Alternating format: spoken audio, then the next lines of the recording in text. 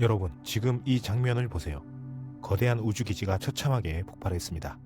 보통 이런 건 우주 영화에서나 보는 재앙의 시작이죠. 왜냐하면 우주에서 무언가 터진다는 건 곧 죽음이니까요. 그런데 놀랍게도 모두가 환호하고 있습니다. 이 폭발은 실패가 아니라 성공을 뜻합니다. 그것도 기준치를 훌쩍 넘어선 대성공이죠. 여러분이 보고 있는 건 인류가 미래의 우주의 집을 짓기 위해 개발 중인 팽창식 우주정거장입니다. 풍선처럼 접어서 올리고 우주에서 부풀려 만드는 기지. 단단한 금속보다 가볍고 넓고 더 튼튼합니다. 우주의 집을 짓는 기술, 그것도 터져야 성공하는 기술. 자, 믿기 어렵죠? 하지만 이건 지금 실제로 진행 중인 이야기입니다. 이 기발한 아이디어는 사실 60년 전 1960년대로 거슬러 올라갑니다. 1961년 타이어 회사로 유명한 굿이어는 나사와 협력해 우주에 띄울 풍선 도넛을 설계했습니다. 직경 75m짜리 도넛형 정거장에 최대 80명의 우주인을 수용할 수 있다고 주장했죠. 당시엔 우주 식민지라는 개념이 막 상상되던 시기였고 이 계획은 그야말로 혁신적이었습니다. 하지만 이 우주 도넛은 실제로 우주에 나가지는 못했습니다. 그 이유는 단순했습니다. 기술이 재료보다 너무 앞서 있었기 때문입니다. 당시 설계는 단지 세 겹의 나일론 직물과 타이어에 쓰이던 합성 고무로 외피를 만들려 했습니다. 마치 자전거 튜브로 우주선을 만들겠다는 거나 다름없었죠. 이 구조는 진공 상태에서 미세 운석이나 우주 파편에 노출될 경우 단 한 번의 충돌에도 치명적인 결과를 초래할 수밖에 없는 설계였습니다. 즉, 한 방에 펑 하고 터질 수 있는 구조였던 거죠. 자, 여러분이 아시다시피 우주 공간 속에는 초속 수킬로미터의 속도로 날아다니는 미세 운석이 가득합니다. 이건 총알보다 훨씬 더 빠릅니다. 그런데 고무와 나일론은 이 충격을 막을 방법이 없었죠. 게다가 내부 압력 유지도 불안정했습니다. 지구 대기압은 약 14.7 psi. 이를 우주에서 유지하려면 외피는 엄청난 인장력을 견뎌야 합니다. 하지만 당시 재료는 그 압력을 버티기엔 턱없이 약했습니다. 결국 나사는 굿이어의 이 프로젝트를 공식적으로 채택하지 않았습니다. 아이디어 자체는 흥미로웠지만 당시 소재 공학으로는 안정성을 담보할 수 없었기 때문이죠. 우주에서 터진다는 건 곧 생명과 직결되는 문제였기 때문에 나사는 훨씬 더 안정성이 높은 금속 구조물 쪽을 선택했습니다. 이렇게 해서 우주 도넛은 역사 속으로 사라졌습니다. 하지만 이 실패한 우주 풍선은 완전히 잊히지는 않았습니다. 수십 년 뒤 기술이 따라오자 이 아이디어는 다시 부활합니다. 그리고 이번에 진짜로 우주에 집을 짓게 되죠. 그리고 60년 후 이 풍선 기지 아이디어는 다시 세상에 등장합니다. 이번엔 단순한 상상이 아니라 진짜 기술로 부활했습니다.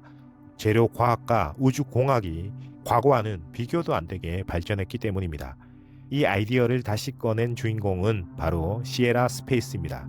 그들은 라이프 모듈이라는 팽창식 우주 거주지를 만들고 그것을 일부러 터뜨리는 실험을 진행했습니다. 말 그대로 파괴 테스트였죠.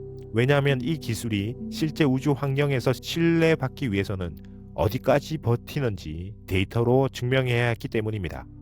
자, 이 실험에서 가장 중요한 건 압력입니다. 우주 정거장 내부는 지구와 거의 같은 일기압, 즉 약 14.7 psi로 유지됩니다. 우주인들이 지구에서처럼 숨쉬고 생활할 수 있도록 말이죠. 하지만 우주선 밖은 상황이 완전히 다릅니다. 거긴 거의 완전한 진공 상태로 압력은 0.00001 기압 이하, 사실상 공기 없음에 가깝습니다. 이 말은 곧 얇은 외벽 하나를 사이에 두고 안쪽은 지구의 공기압, 바깥쪽은 완전한 진공이라는 엄청난 압력 차이가 걸린다는 뜻입니다. 만약 외벽이 한 번이라도 찢어지거나 파열된다면 이 압력차 때문에 내부 공기는 순식간에 우주로 빠져나가 버립니다. 단 1초의 실수도 생명을 위협할 수 있는 환경이죠. 그래서 나사는 이런 모듈이 최소 60 psi의 압력을 견디도록 규정하고 있습니다. 이는 평소 작동 압력의 약 4배에 해당하는 수치를 기준으로 정하고 있었던 것입니다. 시에라 스페이스의 라이프 모듈은 이 기준을 단순히 통과한 수준이 아니었습니다.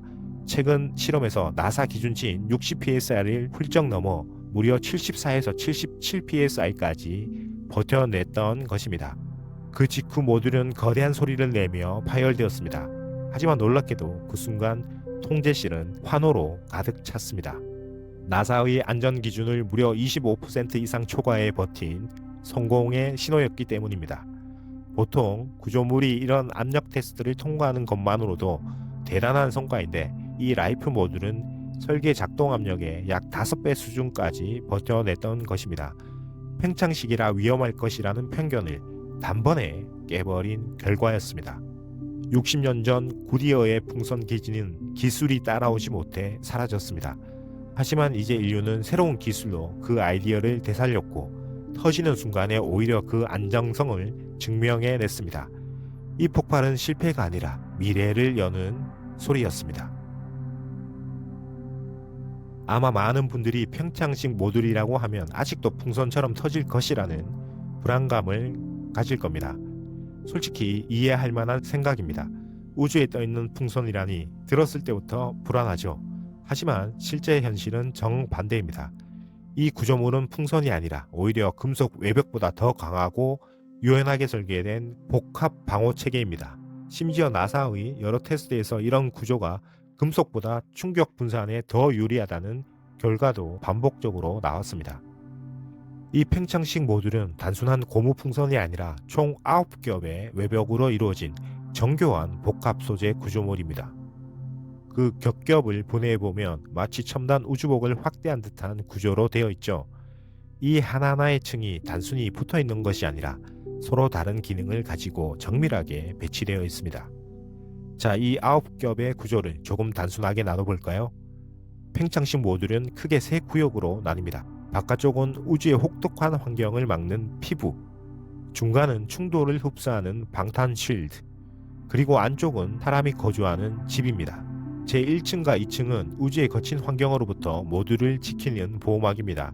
여기서는 원자산소, 극단적인 온도 변화, 자외선 등이 끊임없이 공격해 오고 있죠. 이 겹들이 그걸 피부처럼 막아주는 역할을 합니다. 3층부터 6층까지는 진짜 심장부, 백트란이라는 초강력 섬유로 이루어져 있고 방탄복보다 훨씬 더 강합니다. 만약 미세 운석이 부딪히면 이 네 겹이 충격을 층층이 흡수해서 한 방에 터진다는 시나리오를 원천 차단합니다. 마지막 7층부터 9층은 우주인이 실제로 생활하는 공간입니다. 공기를 가두는 라이너, 구조 지지, 내장재까지 단순한 풍선이 아니라 하나의 우주 아파트죠.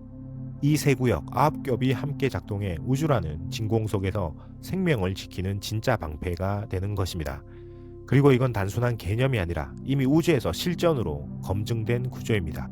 바로 이와 유사한 구조를 적용한 딤 모듈이 국제우주정거장에 설치된 지 벌써 수년째입니다. 단 한 번의 파열도 없이 궤도 환경을 버텨내고 있습니다. 하지만 이 기술의 진짜 게임 체인저는 안전성만이 아닙니다. 바로 접어서 올리고 우주에서 펼친다는 이 단순한 발상에 있습니다. 우리가 아무리 멋진 우주 기지를 만들어도 지구에서 우주로 올릴 수 없다면 무용지물이죠. 우주 발사체의 페어링, 즉 덮개 크기는 언제나 우주 구조물의 최대 크기를 제한해 왔습니다. 국제우주정거장 모듈들이 좁고 길쭉한 이유도 모두 발사체, 즉 로켓의 직경에 맞춰야 했기 때문이죠. 이건 마치 문이 좁아서 커다란 기구를 분해해서 들여보내야 하는 상황과 비슷합니다. 지금까지의 우주건설은 바로 이 좁은 문에 갇혀 있었습니다. 자, 하지만 라이프 1.0 모듈을 보십시오. 접었을 때는 지름 5m짜리 로켓 안에 쏙 들어갑니다.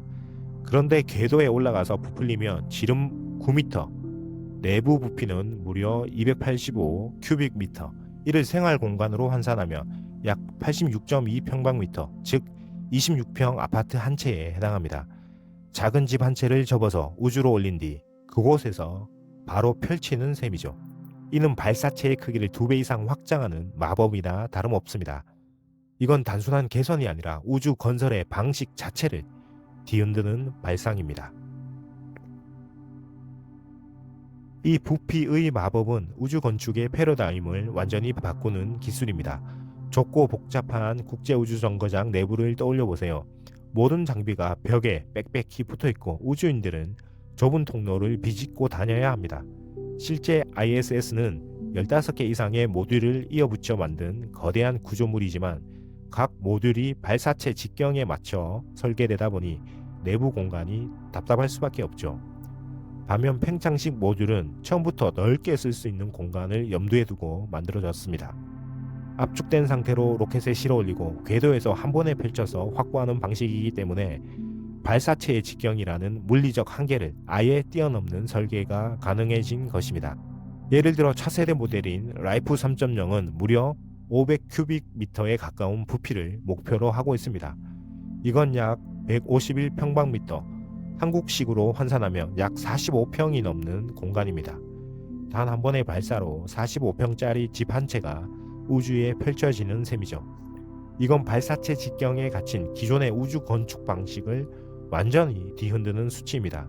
자, 이 넓은 공간은 단순히 편안한 주거 환경만을 의미하지 않습니다. 실험실, 작업실, 식물 재배구역, 체력 단련 공간까지 한 모듈 안에 모두 구현할 수 있게 되었죠. 말 그대로 기술이 공간을 만든다는 표현이 딱 들어맞는 순간입니다. 이 놀라운 팽창식 기술은 이제 먼 미래가 아니라 실제 우주 도시 건설에 쓰이기 시작했습니다. 2030년이 되면 나사가 운영하던 기존 ISS는 곧 역사 속으로 사라지고 그 자리를 민간 상업 정거장이 대신하게 됩니다. 그 대표적인 프로젝트가 바로 오비털 리프입니다. 우주 관광, 과학 연구, 산업 활동까지 가능하도록 설계된 일종의 우주 비즈니스 파크입니다. 여기엔 새 주인공이 있습니다. 나사는 달 탐사와 아르테미스 계획에 집중하기로 하면서 차세대 우주 정거장 운영은 민간 기업에 넘기기로 했죠. 그 바통을 이어받은 곳이 바로 블루 오리진과 시에라 스페이스입니다. 이 두 회사가 주도하는 오비털 리프의 핵심 거주 공간이 바로 지금까지 살펴본 팽창식 라이프 모듈입니다. 현재는 라이프 1.0의 안정성 검증이 완료된 상태이며 차세대 버전으로 확장해 실제 궤도에 올리기 위한 단계적 준비가 진행 중입니다. 쉽게 말해 설계도 단계를 넘어 실제 건설과 운영을 위한 단계로 들어선 것입니다. 이제 우주 정거장은 더 이상 나사의 전유물이 아닙니다. 기업이 우주 도시에 집을 짓고 운영하고 수익을 내는 시대가 다가오고 있는 것이죠. 60년 전만 해도 우주는 단지 바라보는 대상이었습니다. 손에 닿지 않는 꿈, 지구 너머의 먼 세계였죠. 하지만 이제 우리는 우주를 탐험하는 시대가 아니라 우주에서 살아가는 시대로 들어서고 있습니다. 우주는 더 이상 목적지가 아니라 우리 삶의 무대가 된 것입니다. 여러분, 우주는 생각보다 훨씬 가까이에 와 있습니다. 그리고 그 우주를 함께 상상하고 탐험하고 이야기하는 곳, 여기는 내 안의 우주입니다. 우주가 멀리 있는 시대는 끝났습니다. 이제 여러분 안의 우주가 깨어날 시간입니다. 지금까지 내 안의 우주였습니다. 감사합니다.